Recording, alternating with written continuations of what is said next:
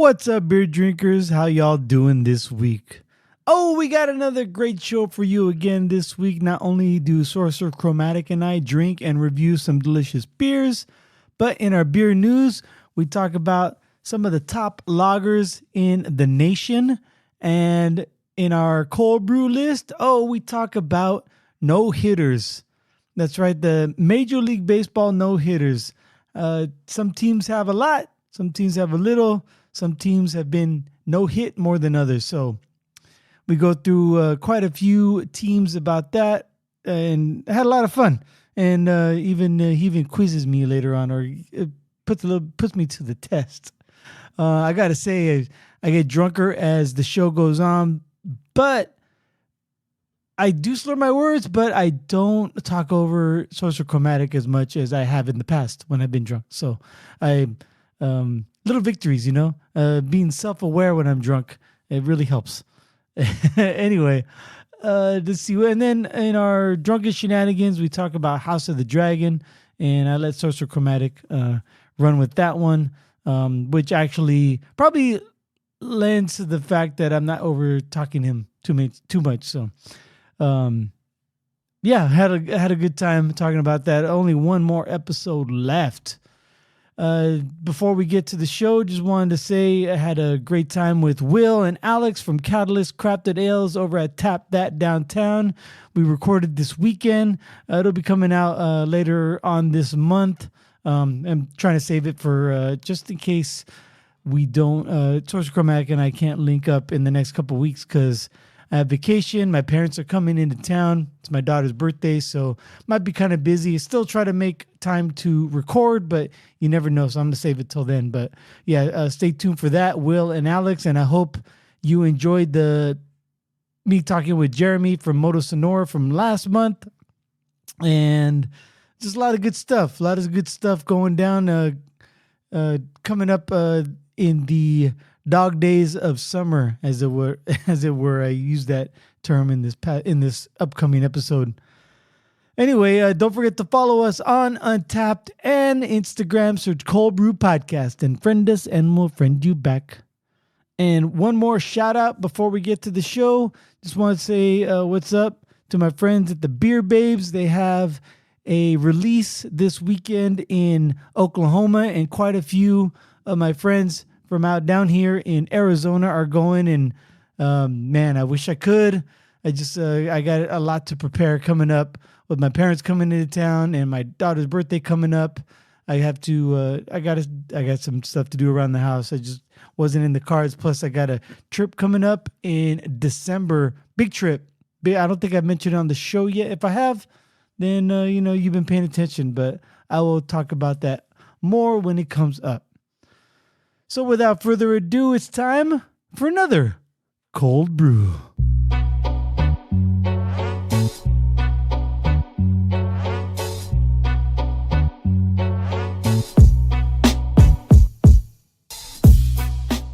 Coming at your pre-recorded from Cöld Brüe Studios. I am Greg. He is Sorcerer Chromatic, and we are here to talk about beer. Yes, we are. How you doing this week, man? Oh, I'm doing well, hanging in there. Last weekend I had like a little bit of a cold bug, and I was just trying to shake it, Yeah. You so good now? It's been a little trying week. Yeah, I think so. So. The weather's nice. The heat broke a lot. My girls, they're full of energy and enjoying their summer days. So hey, let's go with it. Speaking of your girls, my girl, she started school already. God, jeez. I know. They started them early out here. For the snow days, that might jump up, right? And to get them out of the heat, because at least the schools have AC. I don't know. I'm sure everyone out here has AC, but it helps the parents a lot when the kids, during the dog days of summer, could be somewhere all day. I get that. Hey, just quickly, does how you guys have those monsoons and the dust storms? I forgot what the term for that was. Haboob, yeah. Does that ever happen during the school season where like, they got to keep the kids inside and all that stuff, like a storm drill? Yeah. It does because Okay. the monsoon doesn't end until like September, and since they start in August, if they are ever outside for recess and there's a dust storm or a storm coming, like a thunderstorm, they'll bring them inside. They have the rainy day schedules. Oh, okay. No, Yeah. I get the rainy day schedule, but just like a total lockdown because of the flooding and stuff. Yeah, I think what you're getting at, I totally get it, and yes, they do have a contingency plan for those. Oh, okay. Yeah. Well, that's cool. Of course. All right, yeah, you ready to talk about the beer? Believe I am. All right. So I have in front of me from our good friends from Monterey, California. And I know I shared this with you and a couple other insiders. I have from Alvarado Street Brewing Company, or brewery, I should say, not the brewing company, but the brewery. This is one of, I told you, for those of you who listen to this show and follow me on Instagram, saw that I posted this, but I have from them their Mai Tai IPA. Nice. The award-winning Mai Tai IPA. So great that Alvarado Street distributes out here in Arizona. It must be. Don't they have like a production facility like in Salinas or something like that? Oh, I know they have like a second location. Yeah. So, I don't know who does where the Imagineers go into work every day. Though. The Imagineers. The Imagine Beers, right? Yes. So yeah, this is their Mai Tai, and we talked about the Alvarado Street plenty of times before on this show. My favorite was their Contains No Juice, and along with this Mai Tai, I also got a Contains No Juice. But since you had it on the show, 2 weeks ago? Yeah, maybe 2-3 shows ago. Yeah. Yeah. Damn it, you got me. But I got it out here. I still haven't tried it yet. I bought it. But they also had this Mai Tai. And now, even though my favorite is the Contains No Juice IPA, which is a hazy, this Mai Tai PA has won numerous medals for them as far as Alvarado Street is concerned in the beer community. So this is really their it's not their flagship, but it's their what would you call it? I'd say it's one of their well-known beers. Yeah.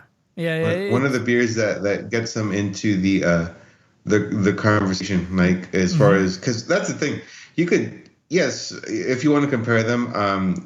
For me personally, yes, I like Contains No Juice more. Yeah. That doesn't mean I don't like Mai Tai PA. However, there's chances of someone who's more of a casual Alvarado fan or know of them would have tried the Mai Tai PA before the Contains No Juice. Right, yeah. And so it puts their name out there.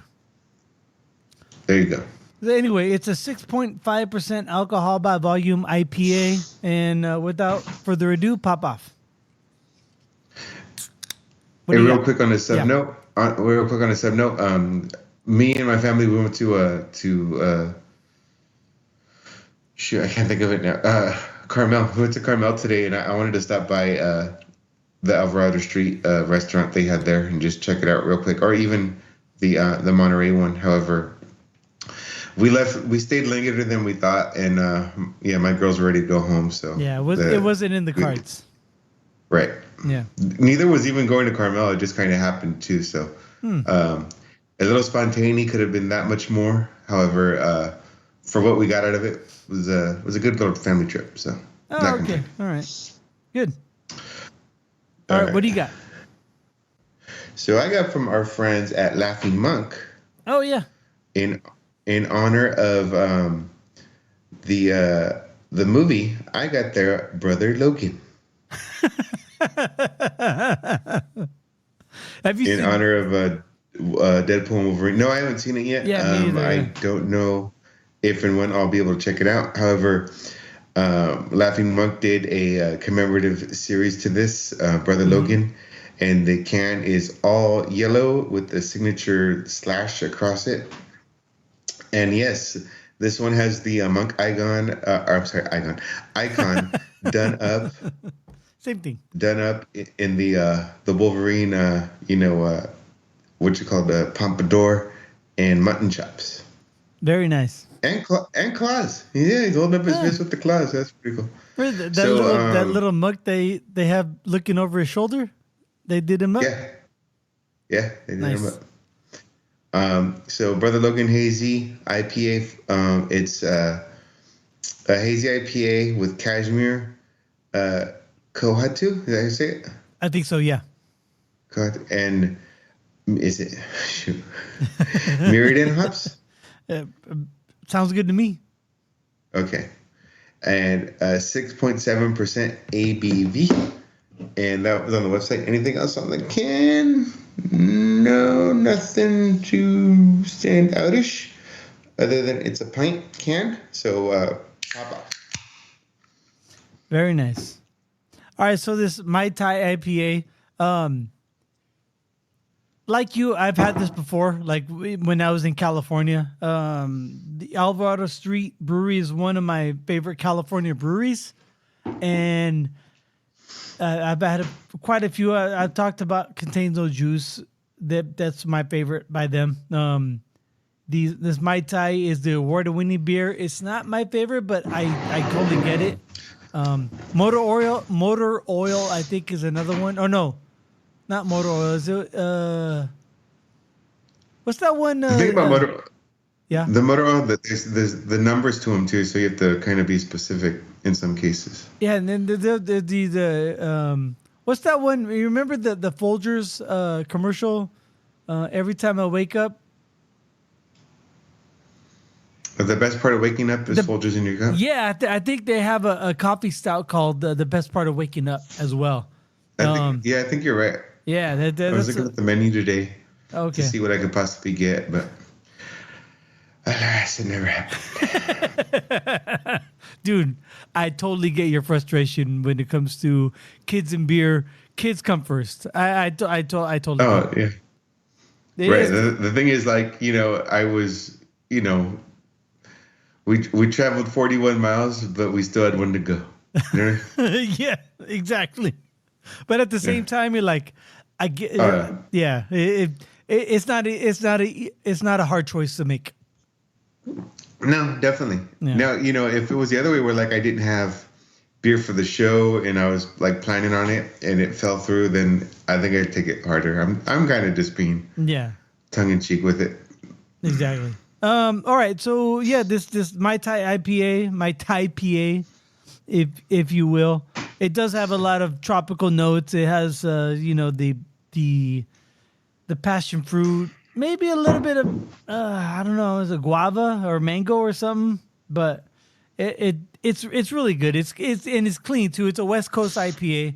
It's not a hazy, and that's the difference between this one and my favorite by Alvarado. Contains No Juice. Contains No Juice. CNJ. That is a hazy, and this one is a West Coast style. So I think that's the biggest differentiator as far as the look goes. But this one's great. I think at Firestone Walker, Alvarado Street Brewery is there every year. But the only time they had anything close to they've had the Mai Tai PA quite a few times, but CNJ, I think they only had the double CNJ. Oh, I don't even remember that. Yep, I do. That was my favorite, and that I think I want to say it was 2000, or the year they came back, 2019, right? And then so that was 2022. No, 2022 would be the year they came back. Yeah, that was when Alvarado had it anyway at the Firestone Walker Invitational. Anyway, this is a great beer. Love it. How's your beer? They even have a variant of Mai Tai PA, right? Do they? Like, is it Mai Tai PA white or something like that? Maybe see, you're in California, so you know more than I. Like, yeah. Yeah, I believe I never had it, number one, because I want to try it on tap first. But I don't. Well, that's the thing. I don't think ever seen it canned either. Oh, okay. No. It eludes me. Yeah. It vexes me. I'm very vexed. Yes. All right. Okay. How's your beer? While you're drinking, yours, I drink mine. It's it tastes very, very fruity, very, very juicy, if you will. Very juicy. Very hazy qualities. It's opaque. But it's kind of like the lighter color, almost like pineapple juice compared to orange juice. Okay. You know what I'm saying? And then aromatics. It smells floral, however, it's not overpowering. Okay. However, it's sweet. It's easy going. Very nice.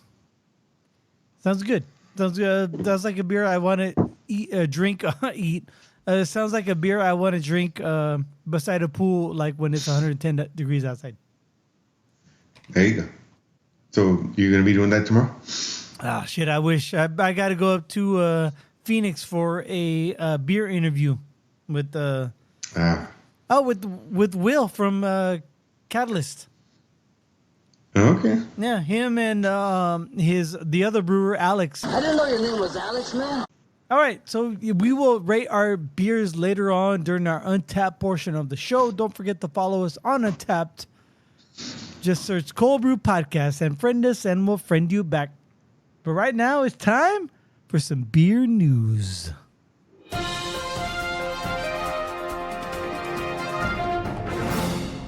All right, I have one story tonight. We're recording this tonight. I have one story for this episode from Forbes, written by Eric Offgang. Here is the headline: The world's best lager, according to the World Beer Cup. Lagers are having a moment in craft beer, said Chris Williams, competition director for the Brewers Association, which presents the World Beer Cup. At this year's competition, lagers were the most popular category along with IPAs. This popularity included pilsners, dark and amber lagers, as well as light lagers, a type of lager that is seen particular growth of late, Williams told me. In the past 5+ years, German-style pilsners have historically been one of the largest, most competitive categories, Williams said. However, in recent years, light lagers have really started to shine and become one of the most competitive categories in the competition. You know, and just real side note before I continue with the story, when I talk to brewers, and I'm sure you've seen this in our stories or maybe from people you talk to or associate with, that even though IPAs have had a really long run, lagers have made a comeback like in the last 4 or 5 years, right? Yeah. Yeah. Yeah, the whole crispy boy movement. Oh yeah, right. There you go. Yeah, I'm sure. I knew I was gonna elicit some kind of a positive response from you. Good one. I forgot about the crispy boy movement. I don't identify as crispy boy, by the way. I'm a hophead, to be honest. I'm a hophead, but with crispy boy tendencies. Globally, light lagers have long been the dominion of big beer. Light lagers are nearly ubiquitous all around the world, Williams said. But U.S. craft brewers have recently reclaimed them and found ways to make flavorful and exciting light lagers that appeal to a wider audience. I previously written... Hey, real quick. Yeah. Sorry. Shout out to all our crispy boy fans. Yeah. Sorry. I'm not trying to pigeonhole you. And the crispy girls, too. There you go. Hey, ooh, and the Krispy Kremes. What's up? I haven't had it on the show because you said you've had it previously, but I finally tried the Monterey lager for the first time. The cold snacks. Oh, there you go. There you go. Yeah, it was good, man. It was. I liked it. It was good. I get it. I understand why a lot of people like it now.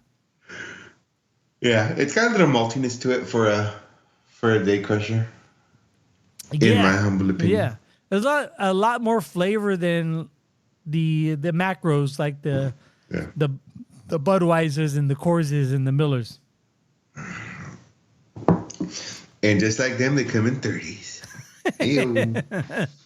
I'm talking about the author of this article right here. I've previously written about the best Pilsners at the World Beer Cup, but now we'll take a closer look at the best non-Pilsner lagers entered into this year's World Beer Cup. These lagers were selected by expert judges who tasted hundreds of lagers in blind taste tests, choosing the best of the best from entries across the plate.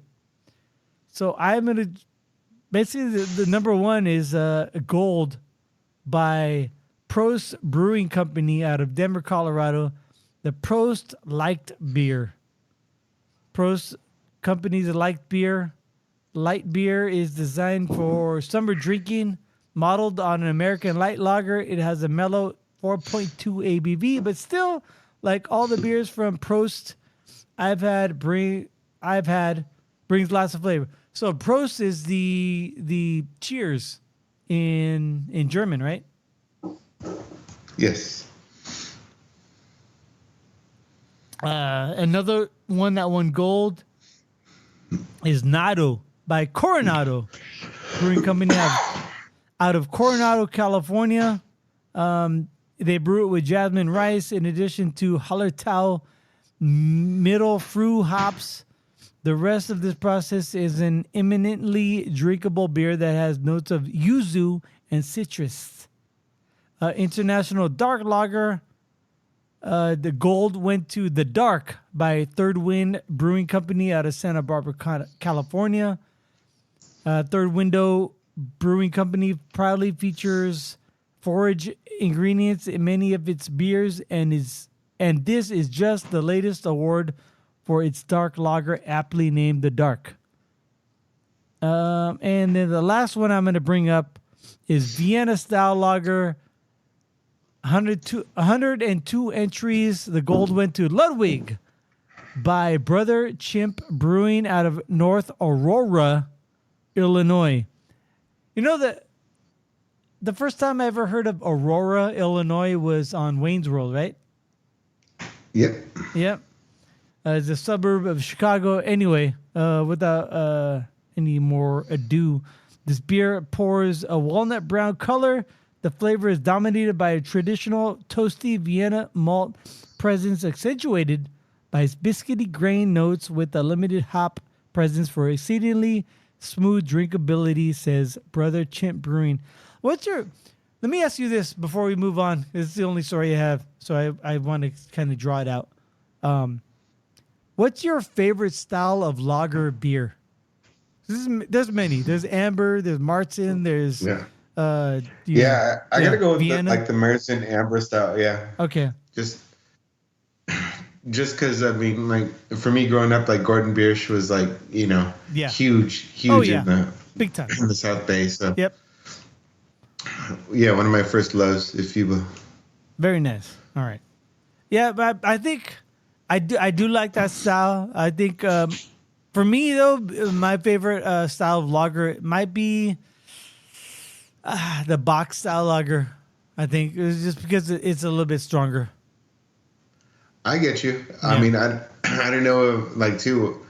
We never really talked about too much beer when you were in Europe for a while. Yeah. But like, trying those like authentic beers and stuff like that. Other than Guinness, like everything was new to you, right? Yeah, I think my favorite, and I've talked about it on the show before, a long time ago. Our longtime listeners probably heard this, but when I was in Switzerland, I had a German beer that was probably my favorite. Like, it was just so clean and crisp, and it was out the tap. It was phenomenal, and I just did not record it. I did not write it. I kept a journal for a while, but after a while, like I'm not a writer, so. I did not write that part of the trip down. I wish I would, and I've talked about it with other international travelers that have tried beer all over the place, and they understand, like, dang, like at first, like when you're not a big beer head, like you just don't you don't know what to document or remember. So yeah, one of my favorite beers was in Switzerland. It was a German beer, and to be honest, man, I couldn't tell you what it was, but it was the most perfect beer I had at that time. And it was a lager, though. I knew it was a lager, though. All right, that's all I have for the beer news. Not a lot this week. Not a lot this week in the beer news. So, you know what that means? I think I do. It's time for everyone's favorite segment on Cöld Brüe, because it's my favorite segment. Oh my! You guys don't even know how much it is my favorite segment. It's time for the Cöld Brüe List. So let me ask you this. What awesome feat happened for your Giants this past week? Feet, like as far as like cleats and shoes and stuff? No, feat as in accomplishment. Dude, Blake Snell got a no-hitter. And, dude, like, he was like on the chopping block just like a week, like 3, 4, 5 days ago. Well, he added value to the chopping block. All right. Well, what a team player. he proved that the Giants chose correctly, as in the short term anyway. Nah, I get that. So here's the thing about no hitters and perfect games, because It's tough, yeah. Well, a perfect game is a no hitter, but a no hitter obviously is not a perfect game. Yeah. Perfect game is 27 outs in a row, right? Correct. Yeah. 27. Well, it's 27 up, 27 down. Yeah. Right. Whereas basically a no hitter could have a walk or an error, or several walks or errors. Yeah, man, you're right. Yeah. Technically, you could lose a no hitter. Yes, you are correct. Yes. Well, it's all good, and you know what too? The thing about the no hitter, they were on the road, right? So it was a roadie. Yeah, in Cincinnati. Yeah. He showed up the home team. So that's what my theme is. It's no hitters pitched against a team. Okay. So should I do with who has the most or who has the least? Least to most, because we have no idea who's the most. Yeah. Okay. And then I'll shut up. Yeah. Okay. I'll shut out the deficit real quick, because I have both stats real quick. Okay. I was going to say. So, for example, if it wasn't like I don't have the number. Oh. If it wasn't a given, I would say most to least. Okay. All right.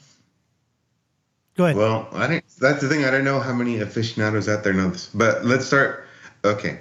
So so I'm starting with the least, right? Yes. Okay. So against is the Kansas City Royals. They have 2 against them. Yeah. And they have 4 for them. So they're ahead in this game. Oh yeah. All right. +2. Yeah. Now, next is the Colorado Rockies. They are a newer team, and they have 3 against them and 1 for them. So they're kind of a deficit. Yep. Next is your Arizona Diamondbacks, and they're 3-3 as well. Oh yeah. So 3 against. The Costanza zone. Right. Here we go. The what do I want to say? Did the Marlins come at the same time as the Rockies or the Diamondbacks? The Rockies, right? Yes. Okay, so they have 3 against and 6 for them. Wow, so they're ahead of the curve. Okay. Now in parentheses it says Milwaukee Brewers modern. So I wonder if they're discounting the old Milwaukee franchise, which is the Braves, right? Yeah, it might be. Yeah. All right. Well, anyway, they have 4 against and 2 for them. Okay. All right. Then it's the Houston Astros. Well, check this out. They have 5 against and 17 for them. I'm sure Nolan Wow. Ryan had something to do with that. Oh yeah, no shit, man. Fucking A. Nolan Ryan was man. That guy doesn't get enough credit as far as the man. I Well, love yeah, fucking Nolan what Ryan. he was able, what he was able to do. I mean, Jesus. just on the mound, yeah, season in, season out.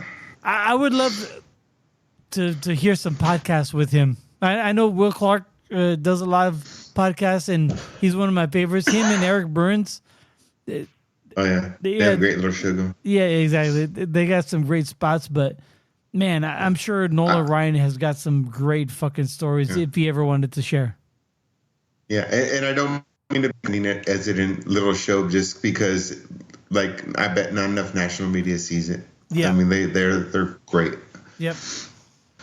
Okay, moving on. Where was I? Houston Astros. Okay, moving on. Then the Tampa Bay Rays, they have 6 against them and 1 for them. Jerks. Yeah. Then it's the Texas Rangers with 6 against them and 5 for them. Okay, here this is weird because Washington Nationals, it says Washington Nationals modern. So that must be the transfer. But anyway, it's kind of high for me. It's like they have 6 against and 7 for. So I'm wondering if they're keeping the old Expo stats too. Yeah. I mean, yeah, possibly, yeah. Wasn't Scherzer on the team, though? Yeah, but I don't think he got 7. Maybe not by himself, but he had to have added to that. So, Right. yeah, you're probably right. But wasn't Pedro Martinez, a young Pedro Martinez, an Expo too? Or was his brother? Oh, that's a good point. I don't remember. Or was it both? Yeah. Anyway, moving on. Seattle Mariners, 7 against them, 6-4. Oh, yeah. That's who's that? F-Rod or K-Rod or A-Rod or who's on that? King Felix Hernandez. Okay, there you go. He was good. He was one of the best pitchers they ever had. Even Ichiro might have one. Right. No, I mean, the reason I know that because as an A's fan, every time I turned around, we were playing the Mariners, and Hernandez was pitching. That's why I was messing with you. Yeah. Then next on the list is the Los Angeles Angels, also with 7, but they have 12 for them. So. Okay, here we go. Kind of in the middle of the pack, or even, I guess, lower in this list, the New York Yankees. Really? Yeah, they have 7 against them. Yeah, they have 7 against them and 13 for them. So, hey. Oh, okay. I get that. Yeah. Next is the Chicago Cubs with 7 against and 17 for. Next is the Toronto Blue Jays with 8 against them and 1 for them. Right. Then it's the Mets with 8 against them and 2 for them. Meet the Mets. Meet the mess. Then it's the Twins we're looking at a 9-7 score here, so a 2-game deficit. Oh wow! Okay, all right, yeah. Okay, we're gonna liven it up real quick. Yeah. So when I say the team, yeah, I'm gonna give you the against. So and then you say positive or negative deficit. So okay. The next team is the St. Louis Cardinals with 9. Oh, it's got to be positive. Right, they got 10 for them. Yeah, I mean the Cardinals were one of the originals, and I just feel like they've had success a lot longer than people remember. Oh yeah, they're one of the few baseball towns, if you will. Great fan. Okay, next is San Diego Padres with 10. Oh, I would say negative. Yeah, they have 2 for them. Okay, that's a big one. Yeah, that's a big deficit. Next is the Boston Red Sox with 12. Ooh, this is gonna be tough. I'm gonna say it is positive. Well, with 18, you are correct, sir. Oh, yeah, nice. All right. Next is the Pittsburgh Pirates with 13. Negative. You're correct with 6. Yes. Oh my God. All right. Cool, man. I'm on a roll. You are. Next is the Cleveland Guardians, formerly the Indians, Yeah. also with 13. Ooh, I think this is gonna be my first loss. I'm gonna say it is negative. No, they got 14 for them. So Damn it. Okay, it's barely my beat first them. loss. Yeah. Yeah.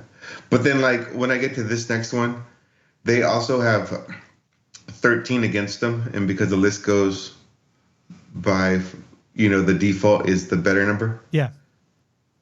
So with 13, the White Sox have 20 for them. Damn, that's a lot. Yeah, that is. They've had a lot of All good right. pitchers, though. Yeah, I get it. All right, moving on. With 14, Detroit Tigers. I'm gonna say the positive. Yeah, no, they're actually negative with 9. Wow. God, fucking Verlander. I blame him. All right, coming down the stretch here. Okay. The Cincinnati Reds, who just got their next ticket punched with 14. I'm gonna say negative.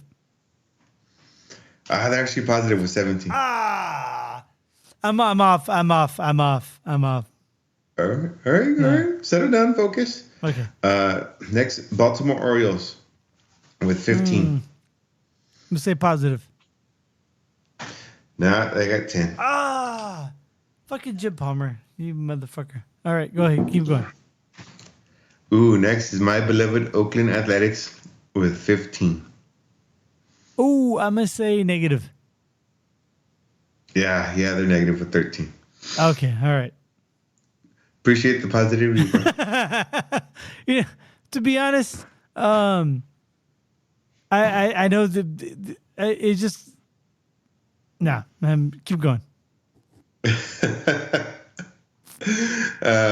Next is the Giants with 16 against. Oh, you know what? Because Blake Snell just got his latest, I already know it's a positive number. Right, 18. Yeah, total. 18. Yeah, I read the story. It was their 18th, and yeah, I knew it was a plus. Okay. Next is the Atlanta Braves with 17. I'm gonna say it is positive. No, it's actually negative with only 14. Really, with Smoltz and Maddox and fucking Yeah, A, exactly. man. Those guys, dude. In the 90s, was any pitching staff ever better than the Braves? No, not in the 90s. Oh man, yeah, exactly. There's a qualifier there, but man, it was so great. Anyway, keep going. All right. Last two. With 20 against them, the Los Angeles Dodgers. I'm gonna say it is negative. No, it's actually positive with 26. God damn it! I want it to be negative because you know damn me. you, Colfax. You know me. Drysdale. I hate the Dodgers. That's the only. That's my only sport hate team is the Dodgers. So I just wanted to be negative on them. All right, and the last one, with 21 no-hitters pitched against them, the Philadelphia Phillies. Are you serious? Yeah. Wow. I'm gonna say negative. Yeah, I would say that's a crazy number. Yeah. But they have 14 for them, so hey. So it says -7. Holy shit, man! 21. Yeah. Totally terrible. You should be ashamed of yourselves if you're on that team. This might be an unanswerable question, but both you and I played youth sports, and we both played Little League. Did you ever play on a team that got no hits in a game? that you remember? Nah, not that I remember. It's hard, man. It's hard. It's really, really fucking hard to get no hits in the game. So Yeah. what I'm saying is like all those pitchers who have had no hit get. Holy shit, man! Good for you.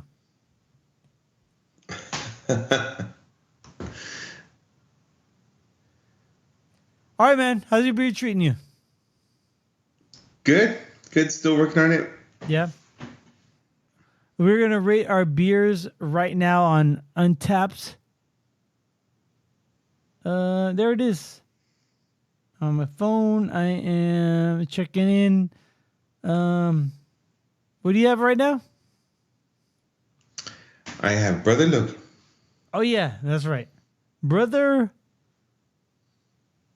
Logan by Laughing Monk.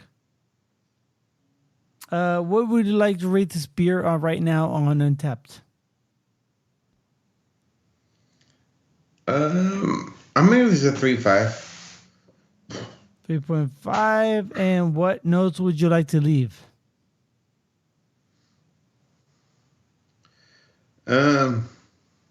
Jeez, not sure. No, I'd say sweet, juicy. Okay.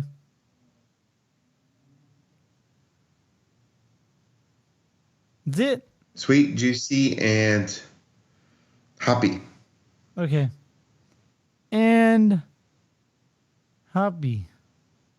Perfect. Save and check in.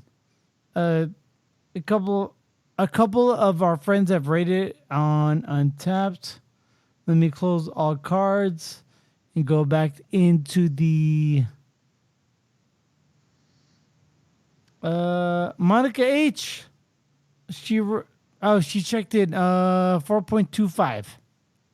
She rated it at 4.25. That's the only friend who rated it on Untapped. All right, mine is the Mai Tai PA by Alvarado Street. Great beer. Excellent beer. I'm going to give it a 4.5. 5. I feel like when I say 5 right now, I feel like I'm Arnold Schwarzenegger. 5. Oh, there it is. My Thai.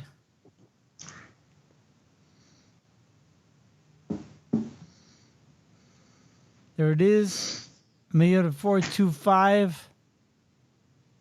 Oh, the overall rating of 4.95. 8 of our friends have rated it. Roshim gave it a 3.5.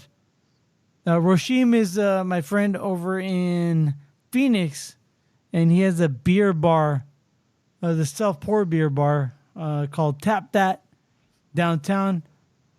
Who else have rated it? Chris, Toadman, and Roshim. There's an Aztec 77.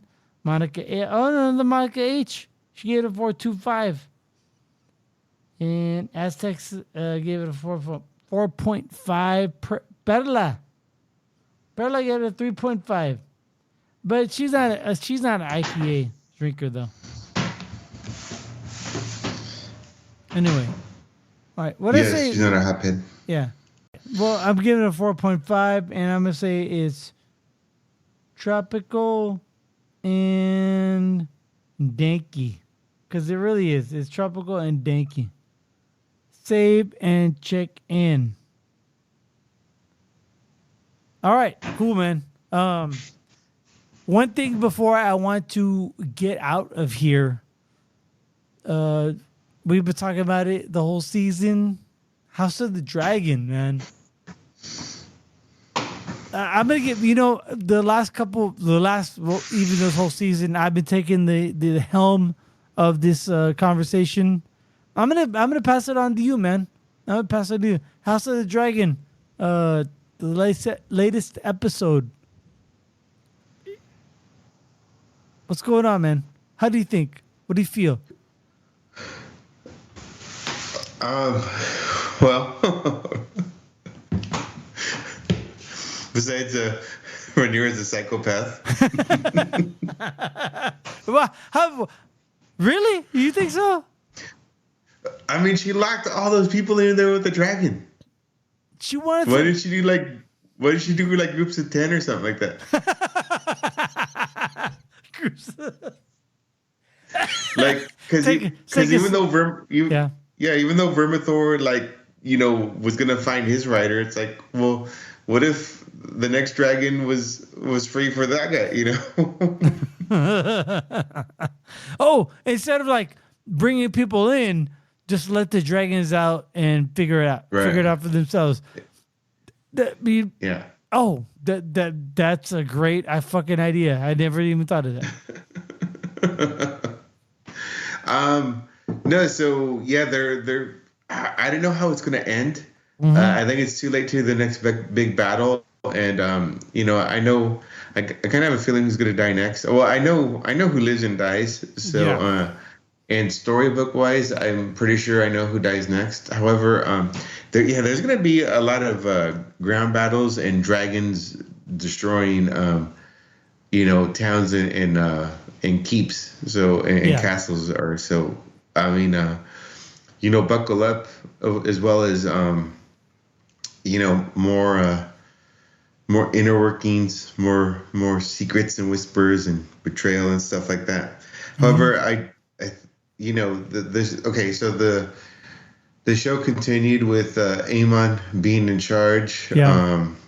Let's see, there's still Rhaenyra's still trying to make moves. I mean, she talked to is it Alan of Hull or Aaron of Hull, the one who got Sea Smoke, her ex-husband's dragon. So Alan was the bald one. Aaron is the rider. The dragon rider. Yeah. So I mean, he quickly made his side up. However, they haven't really revealed who his dad was, which is Corlys. So that's interesting. I think it's everybody knows. It's got to be like a well-known thing. Right. Well, what else was the kind of oh yeah, then the whole Riverlords thing where the new liege lord made Daemon screw over the guy who sided with Daemon. Yeah. But interesting, but just shows how ruthless Daemon is, Mm-hmm. But it seemed like at the same time, like what's his name? I forgot his first name, but the Tully, the River Lord King, or the at least the champion who spoke for the whole realm. He still honors the Rhaenyra as the queen, right? Right. Yeah. So yeah. Whatever happened there, it's Grover and Elmo. They're actually named after Sesame Street. There's also a Kermit. I saw that. Yeah, I've seen that. Yeah. So I'm sorry. What were you saying? I was just gonna say even though it seemed like that whole storyline, it was all eventually gonna be to Daemon's profit, or at least what his aim was going to be for the Riverlands. He was going to come out on top. Yeah. Yeah, the Riverlands professing their loyalty to Rhaenyra. Yeah, I could see that. Yeah. I mean, I think I would go with that too, because like he gets to Harrenhal and thinks there's going to be a fight, and no, they're like, all right, we're good. You're here. Right. We'll follow you. As far as like the other storylines with the Larys and Alicent and even the what was Alicent doing out there? Was she camping with the sir? Yeah, the guy. What was that going? What was going on with that? I'm not too sure. That's kind of one of those showrunner creative license. It's not really part of the books. You think they were banging though? Oh no, the older guy in her? No, I don't think so. I don't know, man. This is fucking Game of Thrones fucking lore. Jeez. Right on, man. Hey. Yeah. This show is fucking amazing though. Best show on TV right Oh, now. it is. Yeah, and I like how it ended though too, with Amon getting kind of drawn out, and then realize that it could be a trap for him. Oh yeah. The very end, and then he turned around, took off with Vagar, and then the three was it Syrax, Sea Smoke, and Varamoth, right? No, no, it was Syrax, Vermithor, and then it was the other one, Silverwing. The other one, Silverwing. Oh, okay, yeah. There's 3-on-1. Even though Vagar is the biggest dragon, Amon recognized like I cannot win this battle. Right, and that's the thing too. It's not necessarily at that point. It's not dragon versus dragon. It's just get the dragon rider. You know. Exactly. Would be that's how to win. Yeah. Yep. It's not the Indian. It's the arrow. Ooh, there you go. That's deep. All right. Speaking of arrows, real quick. I was over at our parents' house and we were watching a little bit of the Olympics, and it was women's archery. Yeah. And it had nothing to do with the fact it was a women's round or anything. We were just joking around that part of the contest would be to actually make your own bow first. Because they have all except for the fact that it's not a compound bow. I mean, they have all that, trick, shooting stuff, and like they have counterweights and all that stuff. It seemed pretty exquisite, and that'd be funny just because how when Europeans came over, their bows and arrows versus the Native American bows and arrows were just different. So just kind of going off that. You know what? So I was thinking, I was thinking when I was watching the competition and stuff, like, dude, those shooting contests, the pistoliers, who the fuck makes those pistols? Like, who is shooting those pistols in real life? They're airsoft, right? I know, but it just looks weird with the triggers and the handles and the pommels and everything, and all the What happens with why can't you just shoot something that looks like a Glock or a Smith & Wesson or something? Yeah. I know what you mean, because as soon as I found out that they're shooting airsofts, I'm like, wouldn't that be badass if they had of course you wear the proper armor, but wouldn't it be badass if they had dueling in the Olympics? Kind of like a fencing, right? Yeah. Yeah. Just with airsoft. I mean, why not? No one's gonna die. That'd be awesome. You have little little paintball, and then of course there's target zones of the more fatal shot, pressure sensitive suit, right? Yeah. Yeah, I totally agree. Oh my god, dude, bro, that is a great fucking suggestion, man. I fucking love that. Speak. Yeah. Well, speaking of ideas, this might be overkill, but you know, badass too is a track, the 40-yard dash at the track. Hey, guys can make some money off that. You know what I mean? Right. I looked at it. I guess the shortest. Okay, so